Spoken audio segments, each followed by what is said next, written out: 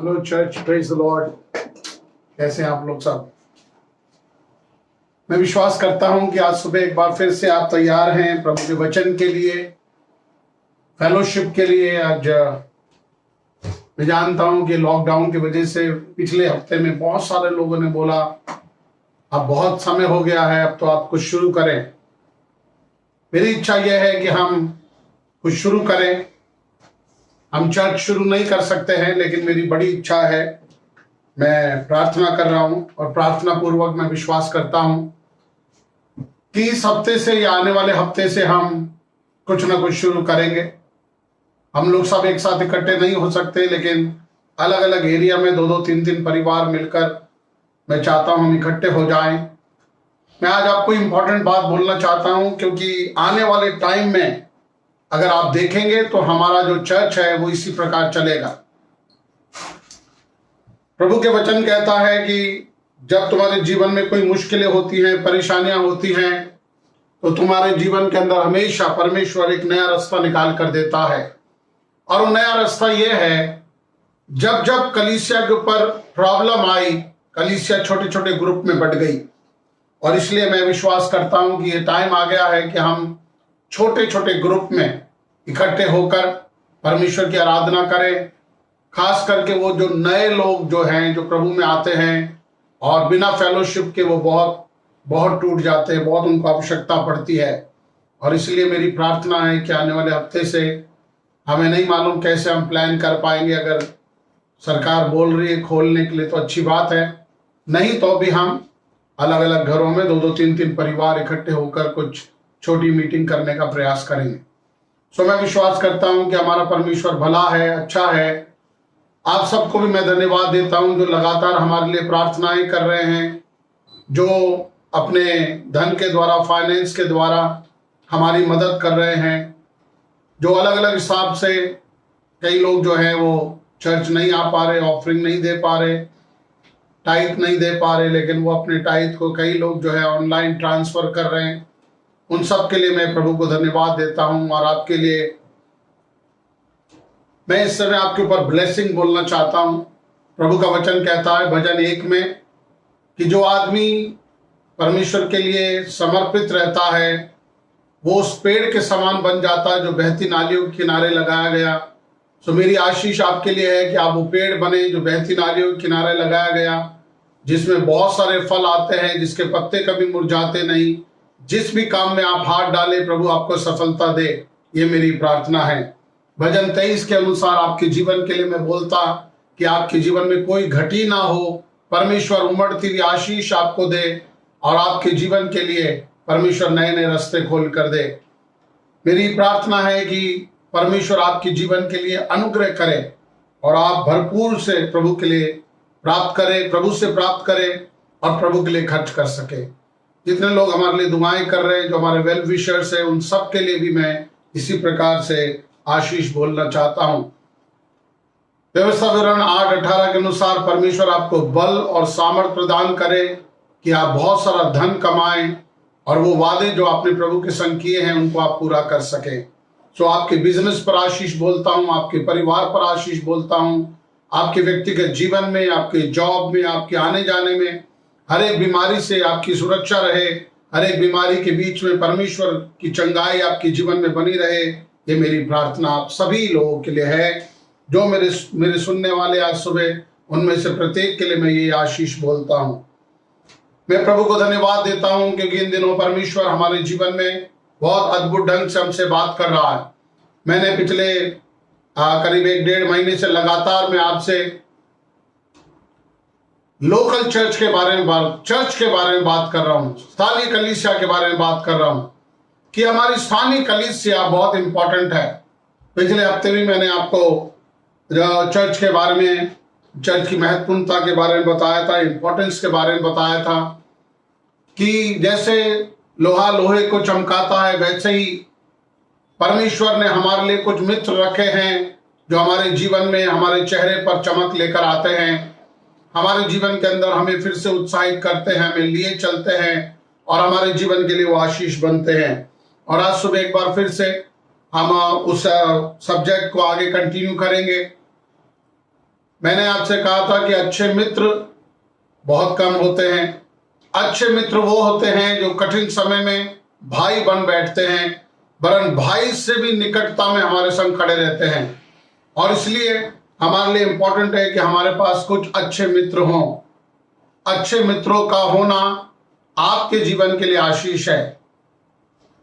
मैं जब मित्र बोल रहा हूं, मेरा उद्देश्य विश्वासी भाइयों से है। मेरा उद्देश्य उन लोगों से है जो परमेश्वर को जानते हैं, जो परमेश्वर के भय में जीवन जीते हैं, ताकि वो आपको प्रभु के भय में बढ़ा सके, वो आपके जीवन में परमेश्वर की इच्छा को बोल सके, परमेश्वर की ओर से गाइडेंस पाकर आपको उत्साहित कर सके। जहां आप गलत हैं वहां वो गलत बता सके कि आप गलत निर्णय ले रहे हैं, आप गलत दिशा में जा रहे हैं। और अगर आप निराशा में हैं तो अपने वचनों के द्वारा आपको उत्साहित करके उस निराशा से बाहर ला सके। तो मैं आपको उत्साहित करूंगा, एक बार फिर से प्रभु के वचन पर ध्यान करें। आज के हमारे जो मनन का वचन है उसको हम पढ़ेंगे। अगर आपके पास बाइबलें हैं तो अपनी नोटबुक भी लेकर बैठे, कुछ लिख ले, कभी काम आएगा आपके। पहला वचन हम पढ़ेंगे, नीति वचन उसका 18वां अध्याय, book of proverbs chapter 18 and verse 24। 24 वचन पढ़ेंगे। मित्रों के बढ़ाने से तो नाश होता है, परंतु ऐसा मित्र होता है जो भाई से भी अधिक मिला रहता है। ये वचन जो है वो हम देखते हैं तो बहुत सारे अलग अलग ट्रांसलेशन में हमको बहुत सारे अलग अलग इसके मीनिंग मिलते हैं।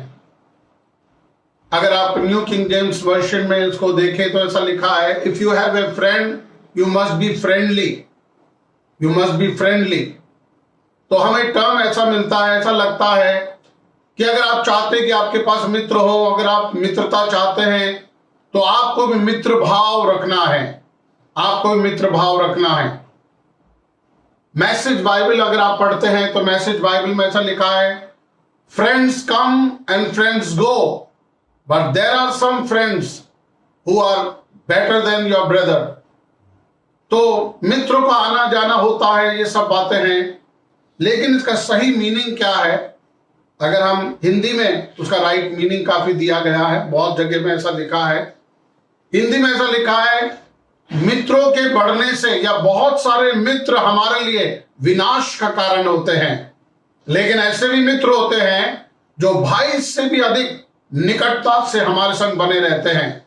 इसका मतलब यह है, मित्रों का होना अच्छा है, लेकिन ज्यादा मित्र हमारे लिए विनाश का कारण भी होते हैं। ज्यादा मित्र हमें विनाश की ओर धकेल देते हैं। ज्यादा मित्रता हमें निराश करती है और हमारे जीवन के अंदर समस्याओं को उत्पन्न करती है। तो मैंने कहा मित्रों का होना जरूरी है, लेकिन सही मित्रों का होना जरूरी है। अभी सही मित्र ढूंढने के लिए आपको बुद्धिमानी की जरूरत है, आपको विजडम की जरूरत है। और आपको मालूम है इन दिनों जो है हम नीति वचन में से पिछली बार भी मैंने आपको बताया था, क्योंकि नीति वचन की पुस्तक जो है वो बुक ऑफ विजडम कहलाती है, बुद्धि की या समझ की पुस्तक कहलाती है, ज्ञान की पुस्तक कहलाती है। और ऐसे बहुत सारे टर्म आपको वहां पर मिलेंगे। तो आपको उस बुद्धि की जरूरत है जो परमेश्वर की ओर से आपको मिलती है, ताकि आप चीजों को परख सके, लोगों को परख सके, जो आपके लिए सही है, अच्छा है, उन्नति के लिए है। ऐसे मित्रों को आप ढूंढ सके और उनके संग अपनी मित्रता को पक्का कर सके। यूं लिखा है, ऐसे भी मित्र हैं जो कठिन समय में भाई बन बैठते हैं, भाई से भी बढ़कर होते हैं, भाई से भी ज्यादा निकट रहते हैं। ऐसे मित्रों के लिए हमें प्रार्थना करना है और उनको ढूंढना है। मित्र बहुत होते हैं, लेकिन अच्छे मित्र बहुत कम मिलते हैं। जैसे लिखा है, पत्नियां तो सब लोग प्राप्त करते हैं, है ना, शादी करते हैं, आपको पत्नी मिल जाती है, लेकिन बाइबल कहती है भली पत्नी यहोवा की ओर से मिलती है। इसका मतलब हर एक पत्नी भली नहीं है।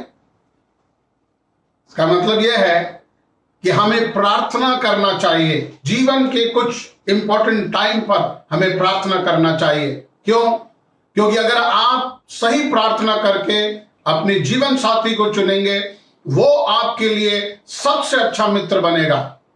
आपका जीवन साथी, आपका पति, आपकी पत्नी आपके लिए वो पहले सच्चे मित्र होंगे जो आपके संग खड़े रहेंगे, अच्छे समय में, बुरे समय में, कठिन समय में, मुश्किल समय में। आपके संग खड़े रहने वाले मित्रों में से एक आपका जीवन साथी है, और इसीलिए हमें उनके लिए प्रार्थना करके उनको चुनना है। प्रभु तेरी ओर से हमारा देखना भारी नहीं होना चाहिए, हमारा देखना धन के रूप में या पढ़ाई के रूप में नहीं होना चाहिए, या ब्यूटी के रूप में नहीं होना चाहिए, लेकिन परमेश्वर मुझे वो जीवन साथी दे जो मेरे साथ मिलकर खड़ा रहे, मेरा अच्छा मित्र बने और मेरा एक काउंसलर बने और मुझे सही समय पर सही सलाह दिया करे। बहुत सारे लोग आज अपने उन साथियों के कारण दुखी हैं, उनके धोखे के कारण दुखी हैं, उनके संग अच्छे रिश्ते ना होने के कारण दुखी हैं, और यही कारण है कि आज बहुत से परिवार टूटे और टूटे पड़े हैं, घायल अवस्था में हैं। मैं आज प्रार्थना करता कि परमेश्वर आपको अनुग्रह प्रदान करे, आपको बुद्धि और समझ प्रदान करे कि आप एक अच्छे मित्र बन जाएं या बना लें। अपने अच्छे मित्रों को हमारे जीवन के लिए जो है बहुत इंपॉर्टेंट है, और इसलिए हमें अच्छे मित्रों की खोज में रहना चाहिए। NIV बाइबल में अगर आप पढ़ते हैं इंग्लिश में, NIV बाइबल कहती है अनरिलायबल फ्रेंड्स। अनरिलायबल फ्रेंड्स जो है हमेशा हमारे लिए एक प्रॉब्लम बनते हैं। अनरिलायबल फ्रेंड्स हमेशा आपको नीचे की ओर ले जाएंगे, आपके विनाश का कारण बनेंगे। अनरिलायबल फ्रेंड्स का मतलब क्या है? ऐसे मित्र जिन पर आप भरोसा नहीं कर सकते, जिनके ऊपर आप निर्भर नहीं रह सकते। तो ये जो अनरिलायबल फ्रेंड्स के बारे में पढ़ा, इसका मतलब जो हम बोल रहे हैं हिंदी में वो नहीं है। इसका ये मतलब नहीं है ऐसे मित्र जिनके ऊपर हम रिलायबल नहीं हो सकते या जिनके ऊपर हम भरोसा नहीं रख सकते। इसका राइट मीनिंग ये है, ऐसे भी मित्र हैं जिन पे आप भरोसा रखते हैं, लेकिन कठिन टाइम आने पर वो भरोसेमंद नहीं रह पाते, वो आपको धोखा दे जाते हैं। धोखा यहां पे जो शब्द है वो इसका मतलब नहीं है कि उन्होंने आपको चीट किया। उसका मतलब यह है कि जब आपको उनकी सबसे ज्यादा जरूरत होती है तब वो उपस्थित नहीं होते। हालेलुया। जब हमें अपने मित्र की सबसे अधिक आवश्यकता हो और हमारा मित्र वहां उपस्थित ना हो, उसे बोलते हैं अनरिलायबल फ्रेंड। ऐसा मित्र जिस पे हम टेका नहीं ले सकते। मैं आपको प्रभु के वचन में से कुछ बताऊंगा, कुछ अच्छे मित्रों के बारे में बताऊंगा जो हमारे लिए आदर्श है, नमूना है, और कुछ अनरिलायबल फ्रेंड्स के बारे में भी हम देखेंगे। सो मेरा आज का सब्जेक्ट यह है, यू नीड टू प्रे। आपको प्रार्थना करनी चाहिए कि Lord give me a reliable friends who can stand with me in time of crisis, in hard times and in good times. आपको प्रार्थना करना चाहिए कि प्रभु मुझे ऐसे मित्र दे जो भरोसेमंद हो, जो कठिन समय में, मुश्किल के समय में और अच्छे समय में मेरे संग खड़े रह सके। ऐसे मित्रों की आपको जरूरत है। एक और वचन पढ़ेंगे हम, नीति वचन उसका 17 अध्याय, book of proverbs chapter 17 and verse 17 हम पढ़ेंगे। 17 का 17। मित्र सब समयों में प्रेम रखता है, मित्र सब समय में प्रेम रखता है, और विपत्ति के दिन भाई बन जाता है। और विपत्ति के दिन भाई बन जाता है। मित्र सब समयों में प्रेम रखता है। मित्र को कोई फर्क नहीं पड़ता आपका बिजनेस कैसा चल रहा है, आपके बिजनेस में आप उन्नति कर रहे हैं, आप बहुत ज्यादा धन कमा रहे हैं, या आपका बिजनेस फ्लॉप हो रहा है, मित्रों को उससे कोई मतलब। मित्र आपसे प्रेम रखते हैं। मित्र आपके लिए इंपॉर्टेंट है, आप मित्रों के लिए इंपॉर्टेंट है। आपका पैसा, आपका बिजनेस, आपकी दूसरी सक्सेस उनके लिए मायने तो रखती है। वो आपके संग खुश होते हैं, आनंदित होते हैं, वो आपके संग दुखी होते हैं, आपके संग रोते हैं, आपको सलाह देते हैं। लेकिन मित्र हर समय में, चाहे हम ऊंचाई पर हो, नीचाई पर हो, चाहे हम कठिन समय से होकर गुजरे हो, दुख में होकर गुजरे हो या आनंद मना रहे हो, मित्र सब समय में हमसे प्रेम रखता है, और कष्ट में या संकट के समय वो भाई बन बैठता है। जैसे हमारा भाई जिस पे हम भरोसा रखते हैं, कुछ भी हो मेरा भाई तो मेरी मदद करेगा। वैसे ही ऐसा मित्र हमारे लिए दुख के समय, कठिन समय में हमारा भाई बन जाता है। एक और वचन पढ़ेंगे हम, first Samuel chapter 20 and verse 17।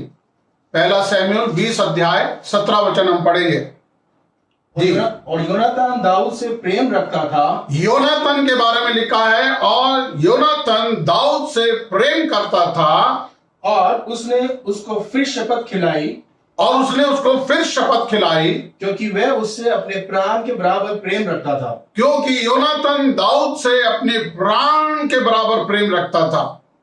मैं सोचता हूं कि दाऊद और योनातन का जो मित्रता है वो बाइबल में एक आदर्श मित्रता है।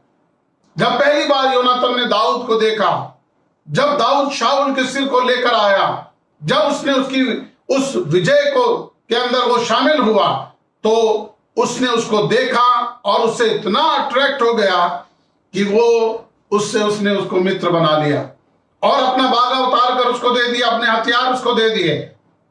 लेकिन हम सब बातों को जानते हैं, वहां पे दाऊद ने कहा मैं इस योग्य नहीं हूं। लेकिन तब योनातन ने दाऊद से शपथ खाई कि हमारी ये मित्रता जीवन के आखिरी दिन तक, चाहे जब तक मृत्यु हमको अलग ना करे, हमारी ये मित्रता बनी रहेगी। मैं तुझसे प्यार करता हूं और अपने प्राण के बराबर प्यार करता हूं। और हम देखते हैं बाद में कि उसने मरते मरते भी दाऊद के लिए अपनी शपथ को पूरा किया। अपने पिता के विरोध में जाकर भी उसने दाऊद को बचा लिया, और दाऊद के लिए अपने पिता से भी उसने जो है नाराजगी को सह लिया और डांट को खाया। बहुत बार उसके पिता ने उसको डांटा है, लेकिन उसने अपनी मित्रता को बनाए रखा और अपनी मित्रता टूटने नहीं दी। एक और वचन पढ़ेंगे, नीति वचन का 20वां अध्याय, प्रोवर्ब्स चैप्टर 20 एंड वर्स 6, छठा वचन पढ़ेंगे, 20 का 6। बहुत से मनुष्य अपनी कृपा का प्रचार करते हैं। बहुत सारे लोग अपनी कृपा का प्रचार करते हैं, अपने भले होने का गुणगान करते हैं, और हर बार यूं बोलते रहते हैं कि मैं तो बहुत अच्छा हूं, मैं ऐसा नहीं हूं, मैं तो अच्छा विश्वास योग्य मित्र हूं जी। परंतु सच्चा पुरुष कौन पा सकता है? परंतु विश्वास योग्य मित्र कौन पा सकता है? यहाँ पे सच्चा पुरुष कौन पा सकता है ऐसा लिखा है। इसका मतलब है एक वफादार मित्र कौन पा सकता है? कौन पा सकता है? हर एक आदमी कहता है मैं एक अच्छा दोस्त हूं। हर एक आदमी अपने गुणों का गुणनवाद करता है। हर एक आदमी ये कहता है मैं वो ऐसा नहीं हूं, मैं ऐसा नहीं हूं, मैं वैसा नहीं हूं, मैं आपको कभी धोखा नहीं दूंगा। लेकिन जब समय आता है तभी मालूम पड़ता है धोखा देगा या ना देगा। लेकिन ऐसा लिखा है, ऐसा सच्चा या विश्वास योग्य पुरुष कौन पा सकता है? कौन अच्छे मित्र को पा सकता है? वही पा सकता है जिस पर परमेश्वर का अनुग्रह हो। और मैं प्रभु को धन्यवाद देता हूं, परमेश्वर ने हमें भी जीवन में सेवकाई में कुछ अच्छे मित्र दिए हैं, कलीसिया में कुछ अच्छे मित्र दिए हैं, जीवन में कुछ अच्छे मित्र प्रभु ने हमको दिए हैं, और आपको भी दिए होंगे। मैं विश्वास करता हूं आप में से बहुत सारे लोग आज इस हालत में हैं कि आपके पास अच्छे मित्र नहीं है। ऐसे मित्र नहीं है जिनके ऊपर आप टेका लगा सके, ऐसे मित्र नहीं है जिनके आप भरोसा रख सके और कह सके ओ मेरे पास कुछ मित्र हैं, मुझे परवाह नहीं। लेकिन मैं आज आपसे कह रहा हूं, अगर नहीं है, ऐसे मित्रों की खोज में रहें, ऐसे मित्रों की खोज में रहें। ऐसे लोगों को ढूंढे जो विश्वास योग्य हैं, ऐसे लोगों को ढूंढे जो दुख में भी आपके संग खड़े रहें, जो केवल आपका फायदा ना उठाएं, जो केवल आपके भले समय में जब तक उनको आपसे फायदा मिल रहा आपकी मित्रता ना करें, लेकिन तब भी जब आपसे उनको कोई फायदा नहीं है। इसका उल्टा भी है, हम मित्रता इसलिए ना करें कि हम उनसे फायदा उठा सके। हम मित्रता इसलिए ना करें कि हर समय हम उनसे कुछ बोल सके, हमारी मदद करो, ये करो, वो करो, ऐसा करो, उनको हम यूज करते रहे हमारे लिए। इसलिए हम मित्रता नहीं कर रहे। हम मित्रता इसलिए कर रहे हैं कि हमारे दिल से, हमारे हृदय से हम उनको चाह सके और हृदय से उनकी मदद कर सके जब वो मुश्किल में है। और हमेशा याद रखना, पैसा या पैसे की मदद ही एक सच्ची मित्रता नहीं होती है। कई बार ऐसा होता है, मित्र कहता है मैं इस हाल में तेरी कोई मदद नहीं कर सकता, पर मैं तेरे संग खड़ा हूं, मैं तेरी परिस्थिति को समझता हूं। ये काफी होता है मेरे मित्रों। हमेशा हम लोगों से पैसे की आवश्यकता पूरी करने के लिए अपेक्षा नहीं करते हैं। तो मैंने कहा कि बहुत सारे मित्र जो हैं वो हमारे लिए विनाश का कारण हो जाते हैं। बहुत सारे मित्र अगर होते हैं हमें एक गलत रास्ते पे ले जाते हैं। बहुत सारे मित्र हमारा समय चुरा लेते हैं। बहुत सारे मित्र हमें बहुत कुछ गलत काम के लिए उकसाते हैं और बहुत सारे गलत निर्णय लेने में हमारी मदद करते हैं। पिछली बार भी मैंने आपसे बताया था कि अच्छा मित्र और बुरा मित्र क्या करता है। जो आपके और आपके पिता का भी मित्र उसको ना छोड़ना, ऐसा लिखा है। लेकिन हम देखते हैं सुलेमान का जो बेटा रहूब्याम था, उसने क्या किया? उसके पिता के जो मित्र थे, जो सलाहकार थे, जो उसके पिता के वफादार लोग थे, जब ये राजा बना तो वो उस समय जीवित थे और वो भी उसके उस काउंसिल में थे, उसके सलाहकारों में थे। और उन्होंने उसे बोला कि देख, तेरे पिता ने बहुत सारे टैक्स लगाए हैं, अभी थोड़ा टैक्स कम कर दे। लेकिन उसके जवान मित्र थे, उसने अपने जवान मित्रों से, बहुत सारे उसके दोस्त थे, उनसे सलाह ली और उनके जवान मित्रों ने उसको गलत सलाह दी और गलत सलाह के कारण उसका राज्य दो भागों में बंट गया, बर्बाद हो गया। हम सब बातों को जानते हैं। मैं आज सिर्फ आपको बोल रहा हूं, अच्छे मित्रों की खोज में रहो। अच्छे मित्र कठिन समय, कठिनता से हमको मिलते हैं, बड़ी मुश्किलों से मिलते हैं। दाऊद भजन 41 में एक स्टेटमेंट देता है। साम 41 वर्स 9 अगर हम देखेंगे, 41 का 9 भजन। मेरा परम मित्र जिस पर मैं भरोसा रखता था, जो मेरी रोटी खाता था, जो मेरी मेज पर बैठकर मेरे संग खाना खाया करता था, उसने भी मेरे विरुद्ध लात उठाई है। उसने भी मेरे विरोध लात उठाई है। एक कठिन टाइम जब उसके जीवन में आया, एक तो हमारा मित्र होता है, एक हमारा परम मित्र होता है जो हमेशा हमारे संग घूमता है, हमेशा हमारे संग रहता है, हमारे संग टेबल पे बैठ के खाना खाता। मेरी रोटी में से जिसने खाया, जिस पर मैं भरोसा रखता था, उसने भी मेरे ऊपर लात उठाई है। बहुत सारे जो है बाइबल के विद्वान ऐसा कहते हैं, ये बात जो है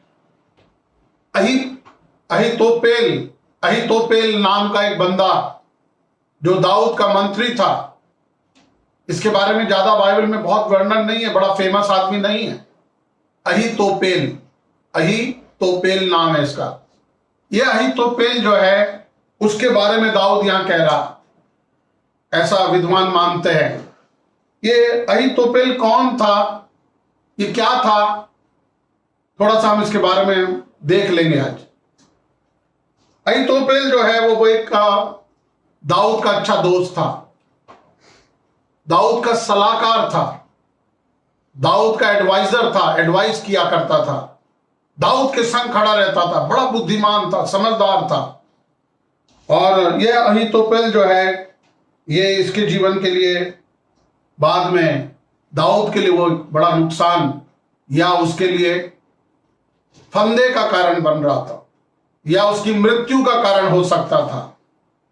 जब उसके बेटे अबशालोम ने दाऊद के विरोध में विद्रोह किया, जब अबशालोम जब उसके राज्य को छीनना चाहता था, तो ये अहीतोपेल को उसने बुलाया। वो भी जाकर अबशालोम के संग मिलकर उसको दाऊद के विनाश की योजनाएं बताने लगा, एडवाइस करने लगा, सलाह देने लगा कि तू दाऊद को, अपने पिता को कैसे मार सकता है। देखें एक दो वचन अगर आप चाहते हैं मेरे संग निकालकर, दूसरे सैमुएल के 15वें अध्याय में आए, 15 चैप्टर। बहुत सारे वचन हैं वहां पहले वचन से ही, लेकिन मैं चाहता हूं आप मेरे संग 12 वचन पढ़े। वचन 12, 15 का 12। फिर जब अबशालोम का यज्ञ हुआ, तब उसने गिलोवासी अहीतोपेल को जो दाऊद का मंत्री था, बुलवा भेजा कि वे अपने नगर गिलो से आए। इस प्रकार राजद्रोह की गोष्ठी ने बल पकड़ा, इस क्योंकि प्रकार राजद्रोह की गोष्ठी ने बल पकड़ा। अबशालोम ने यज्ञ किया। यज्ञ का एक बहाना था, बहुत लोगों को बुलाया। उसने कहा, अहीतोपेल के पास बुलावा भेजा कि मेरे यज्ञ में आ। और जब उसके यज्ञ में आया, वो उसके संग शामिल हो गया, उसके संग वो एग्री हो गया, दाऊद के विरोध में हो गया। ऐसा लिखा है, तब राजद्रोह ने बल पकड़ा और बहुत सारे लोग दिन प्रतिदिन अबशालोम के संग जुड़ते गए और दाऊद को वहां से भागना पड़ा। और जब दाऊद भागकर एक स्थान पे चला गया, तब दाऊद को यह मालूम पड़ा कि अहीतोपेल उसके पुत्र अबशालोम के संग शामिल हो गया है। पढ़िए इसी का 31 पढ़े, 31 वचन पढ़े 15 अध्याय का, दूसरा शमूएल। तब दाऊद को यह समाचार मिला अबशालोम के संगी राजद्रोहियों के साथ कि अबशालोम के संगी राजद्रोहियों के साथ में अहीतोपेल है। अभी अहीतोपेल कितना इंपॉर्टेंट आदमी है, देखिए क्या लिखा है। दाऊद ने कहा, हे यहोवा, अहीतोपेल की सम्मति को मूर्खता बना दे। अहीतोपेल की सम्मति को तुम मूर्खता बना दे। दाऊद को यह प्रार्थना करना पड़ा, क्योंकि दाऊद जानता था अहीतोपेल उस समय एक बहुत ही जबरदस्त शानदार काउंसलर था, बड़ा बुद्धिमान आदमी था। अगर अहीतोपेल के बारे में आपको, उसकी सम्मति, उसके काउंसिल के बारे में आपको पता करना है, तो आप जाके देख सकते हैं दूसरा शमूएल उसका 16वां अध्याय के अगर आप 23 वचन में आए, 23rd वर्ड। उन दिनों जो सम्मति अहीतोपेल देता था, क्या लिखा है? उन दिनों में जो सम्मति, जो सलाह, जो एडवाइस अहीतोपेल देता था, वह ऐसी होती थी कि मानो कोई परमेश्वर का वचन पूछ लेता है। जैसे परमेश्वर से एक वचन पूछ लिया, परमेश्वर तू क्या कहता है, मैं लड़ाई पे जाऊं? परमेश्वर कहता जाओ। इसका मतलब श्योरिटी है, गारंटी है, पक्का है कि विजय हमारी है। ऐसे टाइम था, इतना होशियार बुद्धिमान आदमी था, दाऊद के मंत्रियों में से एक था। दाऊद हर बार जब भी कोई लड़ाई आती, जब भी कोई क्राइसिस आता, इसी आदमी पर निर्भर होता और उससे सलाह लिया करता था, उससे काउंसिल लेता था। और उसकी काउंसिल ऐसी होती थी मानो किसी ने परमेश्वर का वचन सुन लिया हो या पूछ लिया हो।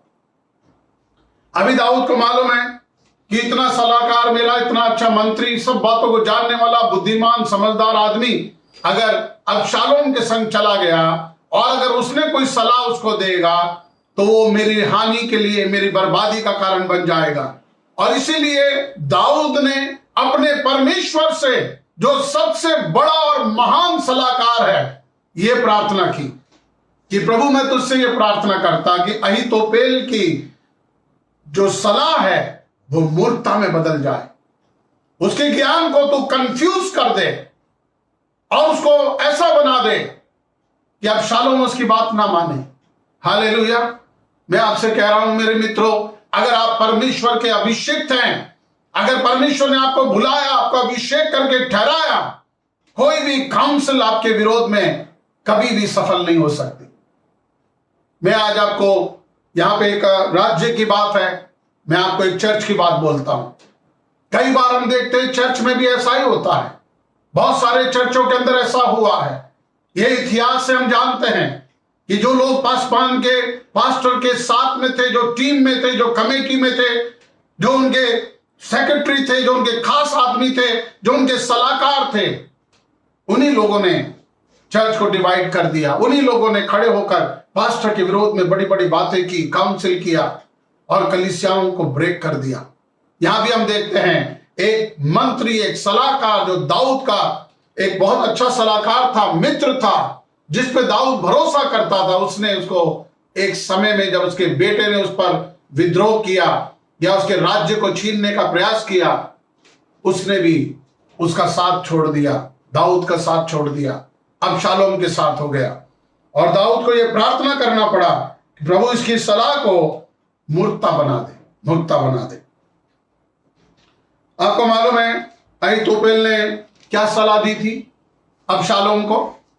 17 अध्याय 2 शमूएल 17 चैप्टर पहले वचन से पढ़े। फिर अहीतोपेल ने अबशालोम से कहा, मुझे 12,000 पुरुष छांटने दे। उसने कहा मुझे छांट कर 12,000 पुरुषों को दे, जवानों को दे, लड़ने वाले योद्धाओं को दे, और मैं उठकर आज ही रात दाऊद को पीछा करूंगा। जब वह थका मांदा और निर्बल होगा तब मैं उसे पकड़ूंगा और डराऊंगा, और जितने लोग उसके साथ हैं वे सब भागेंगे। मैं राजा ही को मारूंगा, और मैं सब लोगों को तेरे पास लौटा लाऊंगा। जिस मनुष्य का तू खोजी है उससे मिलने से समस्त प्रजा का मिलना हो जाएगा। क्या कह रहा है वो? मुझे 12,000 पुरुष दे, आज ही रात को मैं दाऊद का पीछा करूंगा, क्योंकि दाऊद अभी यरूशलेम से भागा है। उसने कहा वो भागते भागते कहां तक भागेगा? भाग भाग कर वो थक गया होगा। जब वो थका मांदा होगा, जिस जगह पर होगा, मैं आज ही उस पर अटैक करूंगा और आज ही मैं उसको पकड़ लूंगा। मैं उसको डराऊंगा और उसके लोगों को मैं डराऊंगा, और वो भी वहां से भागेंगे। और भागेंगे तो मैं क्या करूंगा? मैं दाऊद को मार दूंगा। मैं दाऊद जो तेरा पिता है, जो एक समय मेरा राजा था, जो एक समय मेरा प्रभु था, जो मेरे एक समय मेरा अधिकारी था, आज मैं उसका पीछा करके उसको पकड़कर मार दूंगा, और राजा के मरने के बाद सब कुछ तेरा होगा। उसके लोग भी तेरे पास आ मिलेंगे। क्या आपने कभी ऐसा अनुभव किया अपने जीवन में? जिन पर आपने भरोसा किया उन्होंने आपको विनाश करने का प्रयास किया, लेकिन खुदा का धन्यवाद हो, परमेश्वर जो दाऊद का बुलाने वाला था वो सच्चा है। उसने दाऊद को कभी हारने नहीं दिया। इसके आगे पढ़े तो क्या लिखा है? 2-3 वचन आगे पढ़ेंगे तो यह बात अबशालोम और सब इजरायली पुरनियों को उचित मालूम पड़ी। ये बात सबको अच्छी लगी, बहुत अच्छी लगी, लेकिन उन्होंने मानी नहीं। क्या लिखा है नेक्स्ट वचन में? फिर अबशालोम ने कहा, एरे की होशे को भी बुला ला, और जो वह कहेगा हम उसे भी सुने। एक और सलाहकार है। अबशालोम ने कहा भैया उसको भी बुला ले, देखे सुने उससे क्या कहता है वो। जब हूशे अबशालोम के पास आया, जब हूशे को बुलाया गया तो अबशालोम के पास आकर कहने लगा, तब अबशालोम ने उससे कहा, अभी अहीतोपेल ने तो इस प्रकार की बात कही है, क्या हम उसकी बात माने कि नहीं? यदि नहीं तो तू कह दे। अभी ये जो हूशे है, हूशे नाम का जो सलाहकार है, ये भी दाऊद का सलाहकार था, दाऊद का मित्र था, लेकिन आज भी ये दाऊद के फेवर में है। और इसने अबशालोम से कहा कि अहीतोपेल ने तो कहा कि आज रात को जाकर वो दाऊद पर हमला कर देगा, लेकिन ये दाऊद को बचाना चाहता था। इसने कहा कि तेरा पिता दाऊद जो है एक योद्धा आदमी है, आप उसको पढ़ लेना आगे लिखा, वो एक योद्धा आदमी है, वो जबरदस्त आदमी है, उसके संग जितने लोग हैं वो सब योद्धा हैं, वो कोई बकरी थोड़ी है तो जाकर उसको पकड़ लेगा। और अगर हमारे में से कुछ लोग मर गए तो सारी प्रजा का दिल टूट जाएगा, सब डर जाएंगे, इसलिए तो ऐसा ना कर। लेकिन और भी बहुत बड़ी भीड़ को इकट्ठा कर, वो थोड़ा टाइम उसमें लग जाए ताकि दाऊद को भागने का अवसर मिल जाए। अभी यहां पे बहुत इंपॉर्टेंट बातें लिखी हैं कि परमेश्वर जो है उसके, अगर आप इसके 14 वचन को पढ़े तो, तब अबशालोम और सब इजरायली पुरुषों ने कहा, 14 वचन जब हम पढ़ रहे तो लिखा है, तब अबशालोम और सारे इजरायली पुरुषों ने कहा, एरे की हूशे की सम्मति अहीतोपेल की सम्मति से उत्तम है। एरे की हूशे की सम्मति अहीतोपेल की सम्मति से उत्तम है, अच्छी है। अहीतोपेल ऐसा आदमी है जिसने अगर सलाह दे दी तो मानो परमेश्वर का वचन उसको मिल गया, परंतु परमेश्वर ने अबशालोम की बुद्धि को भ्रष्ट कर दिया कि उसने उस सलाह को नहीं माना। मैं यहां पे 1 मिनट लेना चाहता हूं मेरे मित्रों, आज अपने जीवन को आप जांच कर देखें। कई बार आपके जीवन के कठिन समय में जब आपको एक इंपॉर्टेंट निर्णय लेना था, आपने कुछ इंपॉर्टेंट सलाहों को नजरअंदाज कर दिया। उन इंपॉर्टेंट सलाहों को जो आपने नजरअंदाज किया, वो ही आपकी हार का कारण हो गया, आपकी निराशा का कारण हो गया, आपकी असफलता का कारण हो गया। और ऐसा इसलिए हुआ, परमेश्वर नहीं चाहता था, परमेश्वर नहीं चाहता था। पढ़िए क्या लिखा है। यहोवा ने तो अहीतोपेल की अच्छी सम्मति को निष्फल करने की ठान ली थी। परमेश्वर ने तो अहीतोपेल की अच्छी सम्मति को निष्फल करने की ठान ली थी। अगर परमेश्वर ठान ले कि आपकी सलाह को वो मूर्खता बनाएगा, फिर कुछ नहीं हो सकता, फिर कुछ नहीं हो सकता। मैं कह रहा हूं, परमेश्वर ने अपने अभिषेक दाऊद की प्रार्थना को सुन लिया और अहीतोपेल की सम्मति को उसने मूर्खता बना दिया। अब शालोम ने कहा नहीं नहीं नहीं नहीं नहीं नहीं, तेरी सलाह तो ठीक नहीं है। अब मैं क्या करूंगा, हूशे की मैं सम्मति को मानूंगा, क्योंकि लिखा है परमेश्वर ने अहीतोपेल की अच्छी सम्मति को निष्फल करने की ठान ली थी कि वे अब शालोम ही पर विपत्ति डाले। परमेश्वर चाह रहा था कि अब शालोम पर विपत्ति डाले, इसलिए परमेश्वर ने अहीतोपेल की सलाह को उसको मानने नहीं दिया। और आपको मालूम है, ये बुद्धिमान आदमी, ये सलाह, इतना शानदार सलाहकार, इतना ग्रेट मैन ऑफ गॉड था, जो एक अभिषेक राजा दाऊद के साथ में, जो परमेश्वर कहता मेरे मन की जैसा आदमी मुझको मिल गया, उसका एक मंत्री और सलाहकार था। इसका एंड कैसे हुआ मालूम है आपको? मेरे मित्रों याद रखना, बाइबल कहती है जो भलाई के बदले में बुराई करे। अगर एक व्यक्ति आपके ऊपर भरोसा कर रहा है, आपके ऊपर निर्भर है, आपकी उसने कोई हानि नहीं की, आपकी कोई बुराई नहीं की, फिर भी पलट कर अगर आप उसके लिए कुछ बुरा करते हैं, आपके घर से कभी बुराई दूर नहीं होगी, ऐसा वचन में लिखा है। इसलिए हमें सावधान होना है, हर एक ग्रुप को ज्वाइन नहीं कर लेना है। हर एक आदमी जो किसी की बुराई कर रहा है, किसी भी प्रभु के दासों की बुराई कर रहा है, उसके साथ हमें शामिल नहीं होना है। आपको प्रभु के दासों का अच्छा मित्र बनकर खड़ा होना है। मैं ये नहीं कह रहा हूं कि प्रभु के दास हमेशा अच्छे होते हैं। हो सकता है उनके जीवन में कमजोरी है, उनके जीवन में कुछ गलतियां हैं, हो सकता है उनका डिसीजन सही नहीं है। आप जो अच्छे मित्र है, आपको क्या कहना है? अच्छे मित्र का कहना यह होता है, आपने जो किया, आपने जो डिसीजन लिया वो गलत है। मैं आपका मित्र हूं, मैं आपको ये निर्णय नहीं लेने दूंगा। चेंज योर डिसीजन, लेकिन मैं आपको छोड़ूंगा नहीं। I will stand with you. आप अच्छे आदमी हो, लेकिन आपका ये निर्णय जो अभी आप ले रहे ठीक नहीं, जो आपने कहा वो ठीक नहीं, जो आपने किया वो ठीक नहीं। इस गलत बात के लिए मैं आपकी प्रशंसा नहीं करता। अच्छा मित्र आपको डांट देगा, आपके संग खड़ा रहेगा, आपको गलत काम करने नहीं देगा, आपके निर्णय की प्रशंसा नहीं करेगा, लेकिन बोलेगा ये गलत है, वो आपका अच्छा मित्र है। लेकिन जो आपका शत्रु होता है, वो क्या करता है? वो चापलूसी की बातें करता है, हमेशा आपकी बड़ाई करता रहता है। तो उसने क्या किया, हम देखते हैं कि जब उसको मालूम पड़ा, अहीतोपेल को मालूम पड़ा कि मेरी सलाह मानी नहीं गई है। 23 वचन पढ़े, 23 वचन। जब अहीतोपेल ने देखा कि मेरी सम्मति के अनुसार काम नहीं हुआ, कि मेरी सलाह के अनुसार काम नहीं हो रहा है, तब उसने अपने गधे पर काठी कसी और अपने नगर में जाकर अपने घर में गया। अपने नगर में गया, जहां का वो रहने वाला था, अपने घर में गया और अपने घराने के विषय जो जो आज्ञा देनी थी वे देकर अपने को फांसी लगा ली। जो कुछ भी उसको अपने परिवार को बोलना था, अपने बच्चों को बोलना था, बेटा ऐसा करना, ऐसा करना, ऐसा करना, सब आज्ञा देकर अपने आप को फांसी लगा ली। कितना दुखद अंत उसका हुआ। एक ग्रेट काउंसलर, इतना बड़ा सलाहकार, जिसकी एक बात जमीन पर नहीं गिरती थी, जो उसने कह दिया वो फाइनल था, ऐसे आदमी का एक दुखद अंत, अपने आप को फांसी लगाकर उसने अपने जीवन को अंत कर दिया। ये क्यों हुआ? ये इसलिए हुआ कि वो अपने मित्र के संग वफादार नहीं रह सका। उसने परमेश्वर के अभिषेक को छोड़कर उसके बेटे को, जो सोच रहा था कि ये अगर राजा बनेगा तो मुझे और भी ऊंचा पद मिलेगा, मेरे लिए और फायदा होगा, उसने परमेश्वर के अभिषेक को छोड़ दिया। इस कारण उसके जीवन की यह दशा हो गई।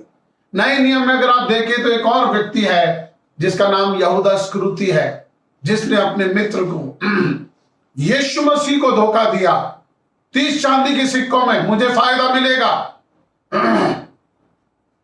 मुझे नहीं मालूम उसके मन में क्या था, लेकिन कभी कभी मुझे ऐसा लगता है, उसको ऐसा लगता था कि यीशु मसीह तो महान और सामर्थ्य आदमी, उसके लिए क्या मुश्किल है, वो तो कुछ भी कर सकता है। और वो कुछ भी कर सकता है, इस कारण उसने क्या किया, उसने सोचा कि यीशु मसीह को मैं बेच देता हूं, यीशु मसीह को कौन पकड़ सकता है, कौन मार सकता है। लेकिन जब उन्होंने देखा कि यीशु मसीह को उन्होंने क्रूस पर चढ़ाने के लिए ले गए, उसको मारा पीटा सब कुछ किया, वो इतना दुखी हो गया कि उसने अपने आप को फांसी दे दी। मेरे मित्रों, मैं आज आपसे कह रहा हूं, परमेश्वर ने आपके लिए ग्रेट फ्यूचर रखा है। आपके लिए प्रभु ने ऐसा दुखद अंत नहीं रखा है।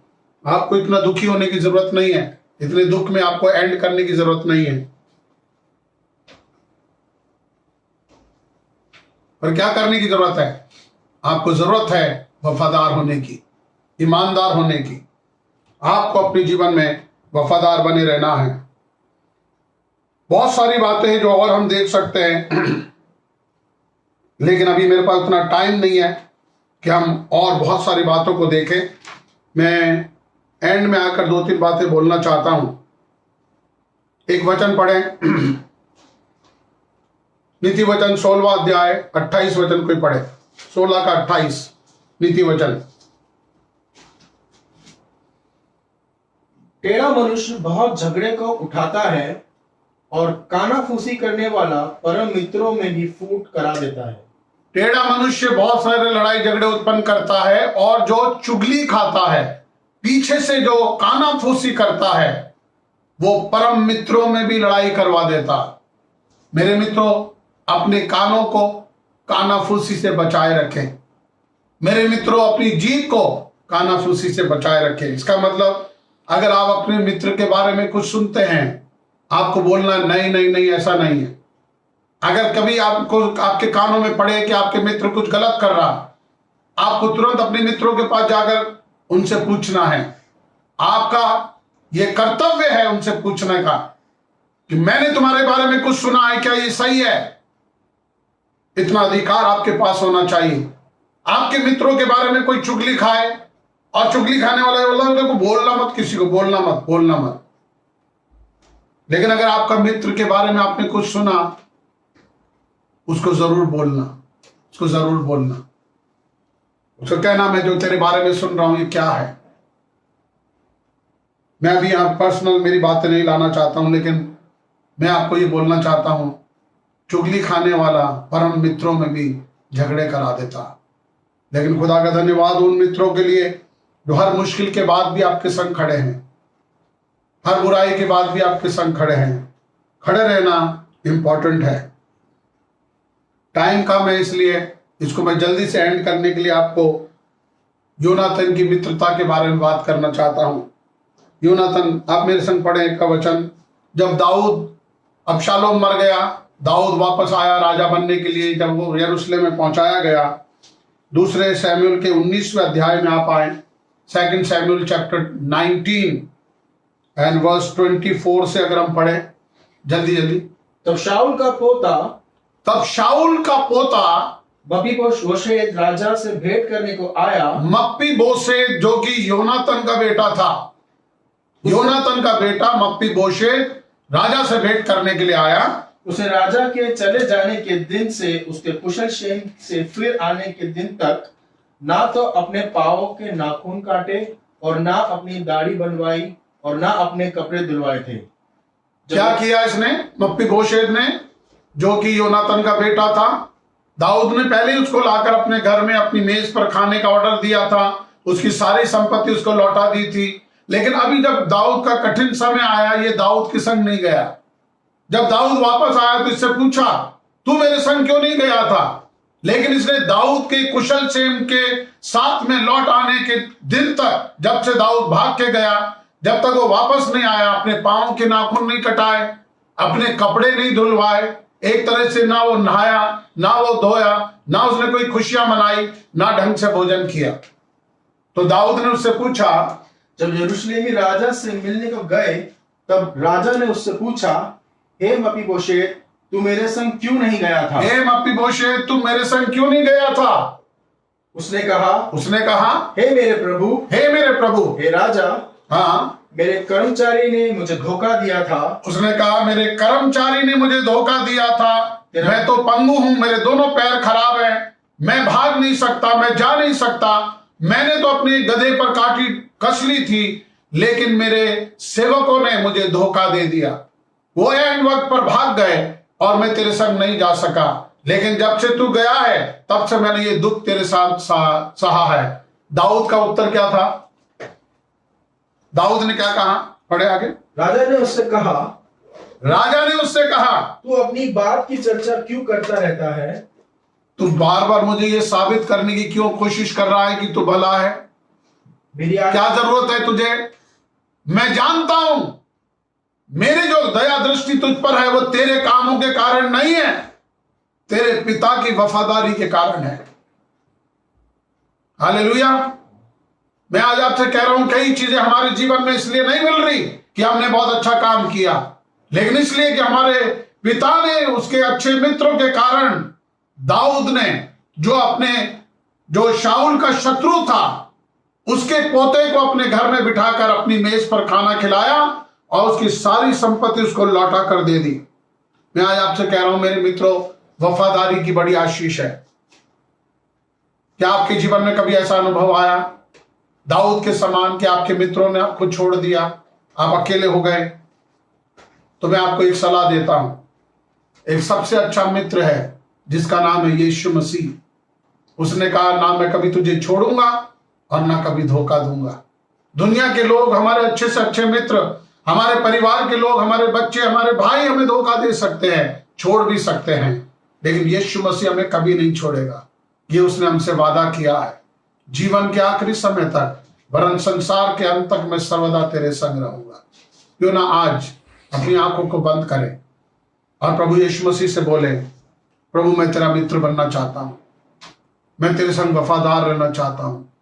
जो कुछ तू बोलेगा मैं वो ही करूंगा, जो कुछ तू बोलेगा मैं वो करूंगा। मैं तेरा मित्र बनना चाहता हूं, मैं तुझे कभी धोखा नहीं दूंगा। आइए अपनी आंखों को बंद करें, प्रभु की ओर देखें और प्रभु से कहें, इस जीवन के अंदर लालच में आकर, धन के स्वार्थ में कोई भी गलत काम मैं नहीं करूंगा। जीवन के अंदर कितना भी कठिन समय आए, मैं तुझे कभी नहीं छोड़ूंगा। मैं तेरे संग संग चलूंगा, क्योंकि तू वफादार है, तू मृत्यु तक आज्ञाकारी रहा। आज जो आपके अच्छे मित्र हैं, जो वफादार हैं, जिनको आप जानते हैं, जिन्होंने कठिन समय में भी आपके संग खड़े रहे, अपने हृदय में उनके नाम लेकर कहना, मैं उनके संग भी वफादार रहना चाहता हूं। अगर मैंने कुछ गलती भी की हो, लेकिन मैं उनके संग ईमानदार रहूंगा। सर्वशक्तिमान प्रभु परमेश्वर, हमने तेरे वचन को शेयर किया।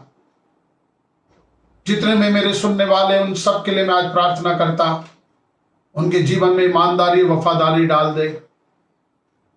तेरी ओर से वो बल और सामर्थ और बुद्धि उन्हें मिले कि वो वफादार मित्र बन जाएं, बहुतों का जीवन बनाने वाले, बहुतों के संग खड़े रहने वाले बन जाएं। तेरे नाम की महिमा के लिए ऐसा होने पाए।